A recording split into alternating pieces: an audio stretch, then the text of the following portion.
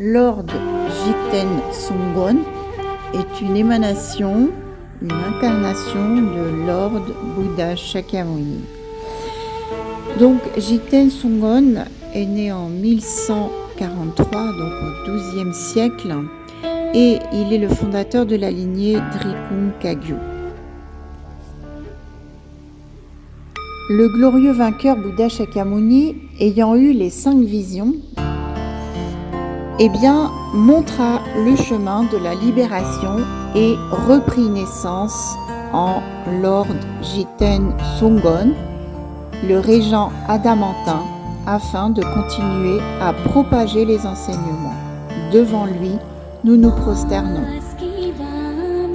Le glorieux Pamojupa, qui était l'instructeur de Jigten Sunggon et en même temps disciple principal de Gompopa, le glorieux Pamojupa eut 500 disciples qui ont tous atteint la réalisation en une seule vie, et il répétait inlassablement que celui qui lui succéderait serait un Upasaka de la 10e terre des Bodhisattvas.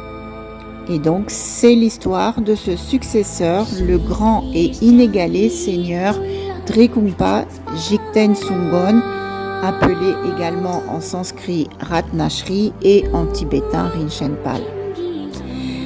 Alors, Jigten Sunggon, à l'époque du Bouddha Shakyamuni, il fut l'inoxydable Litsavi. Et Litsavi était un disciple inséparable du Bouddha lui-même. Ensuite, 1000 ans avant sa dernière incarnation, donc en tant que Jigten Sunggon, il fut l'Acharya Nagarjuna. Nagarjuna qui était un grand enseignant indien du Mahayana et qui vécut 600 ans.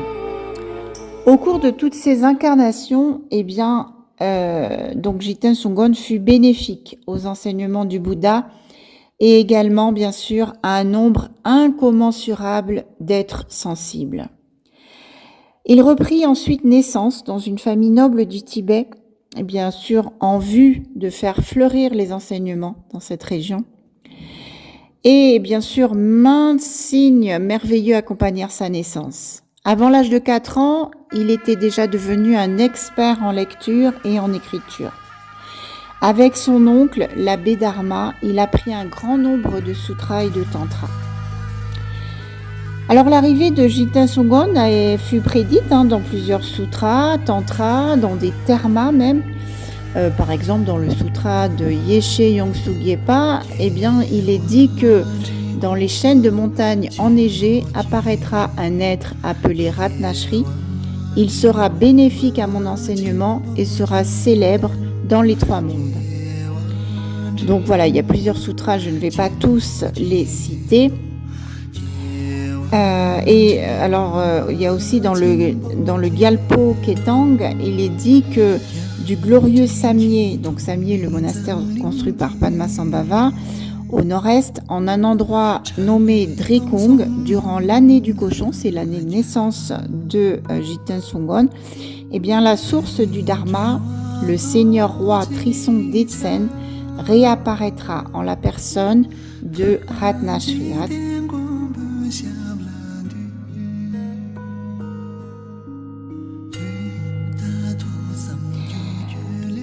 Alors, Jigten Sunggon, il était encore jeune quand son père décéda. Et du coup, pour subvenir aux besoins de la famille, dont la fortune commençait à péricliter, il récitait des textes sacrés. Un jour, on lui offrit une chèvre, et comme il essayait de l'emmener, la chèvre tenta de s'échapper.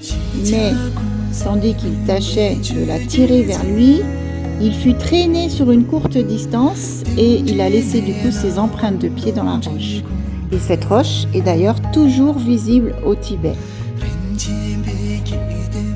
Une fois, alors qu'il y avait c'était une période de sécheresse dans le Kham, il prit la nourriture qui lui avait été offerte pour sa lecture et il la distribua à ceux qui mouraient de faim, qui souffraient de faim. Et donc, il a sauvé énormément de vies.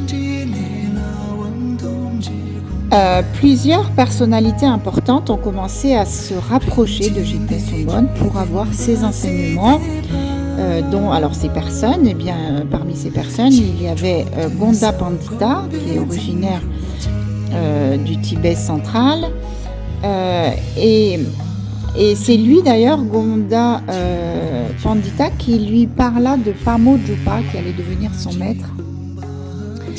Et lorsqu'il évoqua ce nom, l'esprit de Jigten Sunggon a commencé à se remuer à la manière des feuilles d'un arbre, Gangshu.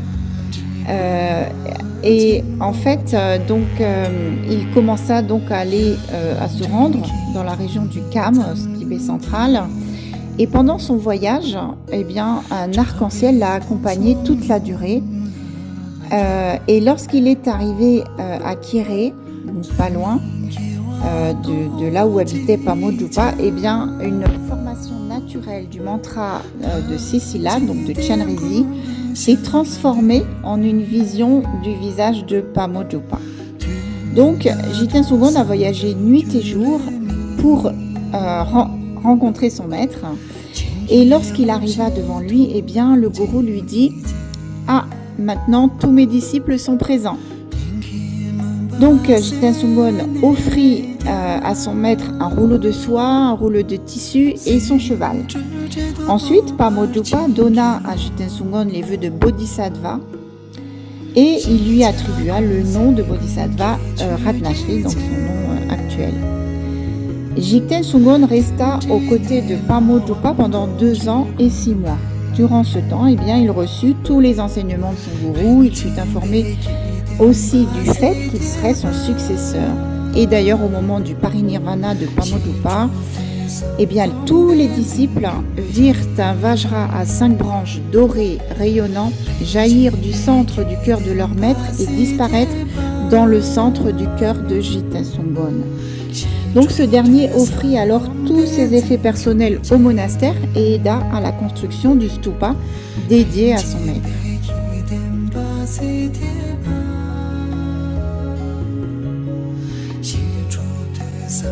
Alors ensuite il pratiqua 7 ans dans la précieuse grotte Echung, donc à Drikung, Til, et peu de temps après, il eut une vision des 7 taras. Donc ensuite il prit les vœux de moine et à partir de ce moment-là, il ne mangea plus jamais de viande. À une époque, alors que l'eau se faisait très rare dans la région de Drikung-Til, Jigten Sunggon remit 108 turquoises à son assistant qui s'appelait Rinchen Drak et il le chargea de cacher ces turquoises en plusieurs endroits. Donc, Rinchen Drak les dissimula toutes, sauf une qu'il garda pour lui-même dans sa robe. Les turquoises qu'il cacha devinrent quelque temps après des sources d'eau et celle qu'il a conservée s'est transformée en grenouille. Donc il était surpris, il jeta la grenouille devint aveugle d'un œil en tombant et à l'endroit de sa chute, jaillit un ruisseau qui fut appelé Shumikshara. Lorsque une guerre un autre jour éclata à Minyak dans l'est du Tibet, il a protégé les locaux grâce à son pouvoir miraculeux.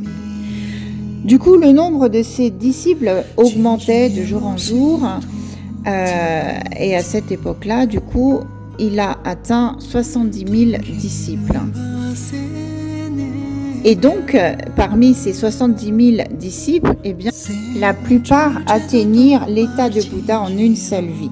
Ceux qui avaient une intelligence moindre, ont atteint progressivement les 10 bhumis, les 10 terres de Bodhisattva, et ont finalement réalisé la nature ultime de l'esprit. Alors, Jigten Sunggon, en fait, ça signifie littéralement le maître des 3 mondes. Et donc, lui-même a déclaré que quiconque entendrait son nom ou aurait la chance de se rendre à Drikung-Til, à Layel, un lieu de retraite, il serait libéré des renaissances des royaumes inférieurs. De la même façon, quiconque le supplierait, peu importe où il se trouvât, eh bien serait béni et verrait sa méditation se consolider. En outre, Jigten Sunggon a affirmé que tous les êtres sensibles établis dans les montagnes de Drikung jusqu'aux fourmis ne renaîtraient plus jamais dans les mondes inférieurs. Alors que Jigten Sunggon se demandait où il pourrait construire son monastère, eh bien une Jimo c'est la femelle d'un yak, apparut et lui demandant de la suivre. Elle le conduisit à Drikungtel justement, en lui faisant comprendre que c'était bien là qu'il devait construire son monastère. En fait, cette Jimo était l'incarnation de la Dakini Dorje Parmo Vajrayogini. Alors d'où le nom de Drikung. Un jour, Karma Tosum Khenpa, né en 1110, qui fut l'un des principaux disciples de Gompopa et fondateur, bien sûr, vous connaissez, de la lignée Karma Kagyu, se rendit à Drikungtil où il fut chaleureusement reçu par Jigten Sunggon et ses disciples. Lors de cette visite, le Karmapa vit Jigten Sunggon comme étant le Bouddha et ses deux principaux disciples comme étant Shariputra et Mogalghipu. De même, lorsqu'ils retournèrent dans le Serkang, la grande salle d'assemblée, le Karmapa perçut à nouveau Jigten Sunggon comme étant le Bouddha accompagné de ses deux disciples, paraissant sous les formes de Maitreya et de Manjushri entourés de Bodhisattvas. Alors le Karmapa ressentit une grande dévotion et reçut alors un grand nombre d'enseignements de la part de Jigten Sunggon. À un autre moment, il vit la région tout entière de Drikung comme étant le mandala de Chakrasamvala. Les disciples se multipliaient toujours aux côtés de Jigten Sunggon. Lors d'une retraite à la saison des pluies à la mousson, 100 000 personnes étaient présents à cette retraite. Et sous la direction de Panchen Guya Kangpa, un de ses meilleurs disciples, Jigten Sunggon envoya 55 525 disciples au mont Kailash parce qu'il n'avait pas la place de tous les garder à Drikungtil. Ensuite, sous la direction de Geshe Yakru Padrak, il envoya 55 525 disciples à Lachi, donc au Népal. Et sous la direction de Dorjin Gowoche, il envoya toujours 55 525 disciples à Tsari. Au total, le seigneur Jigten Sunggon fut le maître de 18 100 000 disciples dans les trois mondes. Donc les trois mondes, le monde des dieux, le monde des sans forme, le monde de la forme et le monde du désir. De la même manière que Bouddha Shakyamuni, Jigten Sunggon avait le pouvoir de faire comprendre son enseignement à toutes les classes d'êtres. Une fois, Jigten Sunggon se rendit à la grotte d'Angelokar et il dit « Tiens, cette grotte est trop petite ». Et il s'étira. Et en s'étirant, la grotte s'est élargie, conservant sur la roche les empreintes de ses vêtements. Et comme la grotte était trop sombre, il enfonça un bâton à travers la paroi et en fit une fenêtre. Il fabriqua ensuite des étagères dans la roche pour ses affaires. Tout cela peut être constaté très clairement. Par ailleurs, Jigten Sunggon laissa de nombreuses empreintes de pieds dans les 4 directions de la région de Drikung. Enfin, à l'âge de 75 ans, durant l'année du bœuf de feu, Jigten Sunggon entra en parinirvana. Son corps fut incinéré le 13e jour du mois. Les dieux conçurent des nuées d'offrandes. Du ciel, des fleurs tombèrent en pluie, jusqu'à atteindre la hauteur des genoux. Son crâne resta hors d'atteinte du feu et son cerveau apparut tel le mandala des 62 divinités de Chakrasamvala. Son cœur non plus n'eut pas à subir les morsures du feu et avait pris la couleur de l'or. Cela indiqua qu'il était réellement une incarnation de Bouddha Shakyamuni. Et de même, bien sûr, son corps ne se transforma pas en cendres, mais en d'innombrables reliques. Alors, le mantra de Lord Tensungon, c'est Om Namo Guru Basra Jit Chailokya Natarana Shilimola Guru Mahamudra, cédé par la Hong. Alors, que veut dire ce mantra? Om Namo signifie je me prosterne. Guru, devant le maître. Donc là, en l'occurrence, Tensungon. Basra, ça veut dire dorje, le Vajra, dorje. Jik, c'est Chang, dorje Chang. Chailokya Natarana, ça veut dire Seigneur des trois mondes, puissiez-vous nous bénir. Shilimola Guru Mahamudra Siddhipala-Hong signifie jusqu'à ce que nous obtenions la réalisation suprême. Sarva Mangalam, que la vertu triomphe.